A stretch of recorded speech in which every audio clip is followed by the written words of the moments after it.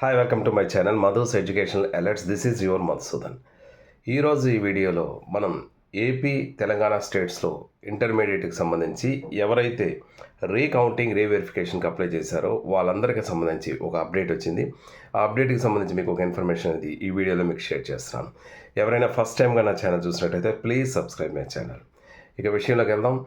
AP Telangana రెండు రాష్ట్రాల్లో కూడా ఎవరైతే మార్క్స్ తక్కువ వచ్చాయని లేదా బాగా ఎక్స్పెక్ట్ చేసి ఫెయిల్ అయిన స్టూడెంట్స్ కానీ వీళ్ళందరూ కూడా రీకౌంటింగ్ అప్లై చేశారు, రీవెరిఫికేషన్ కూడా కొంతమంది అప్లై చేశారు. అయితే ఈ రెండు ప్రాసెస్కి సంబంధించి మనకి ఇప్పుడు వచ్చిన ఇన్ఫర్మేషన్ ప్రకారంగా ఏపీ స్టేట్లో ఆల్రెడీ ఏ సెంటర్స్కి అయితే మన పేపర్స్ ఉన్నాయో ఆ పేపర్స్ని తెప్పించుకోవడం అనేది జరిగింది. ఇప్పుడు దానికి రీవెరిఫికేషన్ అనేది పోతుంది. రీవెరిఫికేషన్ అనే ప్రాసెస్ అనేది జరుగుతుంది. ఇప్పుడు తెలంగాణ స్టేట్స్లో బోర్డు నుంచి స్పాట్ సెంటర్స్కి పేపర్స్ కలెక్షన్ కోసం ఇన్ఫర్మేషన్ అయితే వెళ్ళింది. ఆ పేపర్స్ వచ్చిన తర్వాత రీవెరిఫికేషన్ అనేది అక్కడ స్టార్ట్ అవుతున్నట్టుగా తెలుస్తోంది.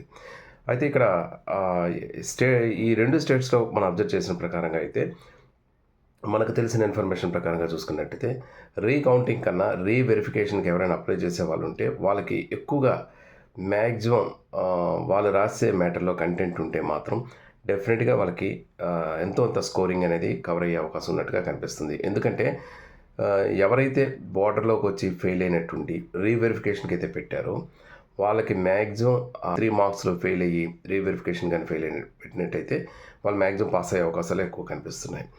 ఇకపోతే ఎక్కువ ఎక్స్పెక్ట్ చేసి మార్క్స్ వచ్చిన అంటే ఫర్ ఎగ్జాంపుల్ ఒక 90 మార్క్స్ 80 మార్క్స్ ఎక్స్పెక్ట్ చేసిన వాళ్ళకి ఒక 40-50 మార్క్స్ వచ్చాయి అనుకోండి, అటువంటి వాళ్ళు కూడా రీవెరిఫికేషన్ పెట్టారు.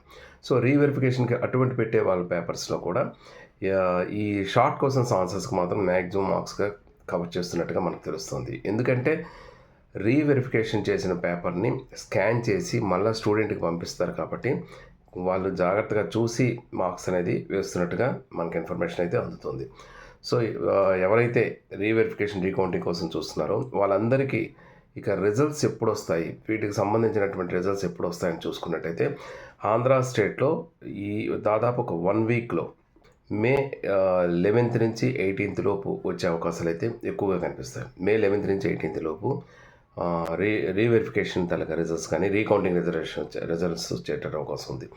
అదే తెలంగాణ స్టేట్స్ తీసుకున్నట్టయితే 20వ తారీఖు లోపు మే 20వ తారీఖు లోపు రీకౌంటింగ్ రీవెరిఫికేషన్ తాలూకా రిజల్ట్స్ వచ్చే అవకాశం ఉన్నట్టుగా మనకు ఇన్ఫర్మేషన్ ఉంది. బట్ ఎనీహో ఏది ఏమైనప్పటికీ ఎవరైతే రీవెరిఫికేషన్ రీకౌంటింగ్ పెట్టారో వాళ్ళు ఒకవేళ అందులో ఫెయిల్ అయిన స్టూడెంట్స్ ఎవరైనా ఉన్నట్టయితే సప్లై ఎగ్జామ్స్కి మాత్రం ఎనీహో ప్రిపేర్ అవ్వడం మాత్రం అన్ని విధాలా మంచిది. సప్లై ఎగ్జామ్స్కి ఈజీ మెథడ్స్లో ఇంపార్టెంట్ క్వశ్చన్స్ ప్రిపేర్ అవ్వండి. ప్రిపేర్ అయ్యి ముందు ఎగ్జామ్కి ప్రిపేర్ అవ్వండి. లక్కీగా కానీ ఇందులో మీరు పాస్ అయినట్టయితే హ్యాపీగా దాన్ని సప్లై ఎగ్జామ్ రాయకుండా ఉండొచ్చు. దీనికి సంబంధించి ఇంకా మీకు ఏమైనా డౌట్స్ ఉన్నట్టయితే కామెంట్ బాక్స్లో షేర్ చేయండి. నాకు తెలిసిన ఇన్ఫర్మేషన్ మీకు డెఫినెట్గా ఇస్తాను. వీడియో మీకు నచ్చినట్టయితే please like, share and comment on this video.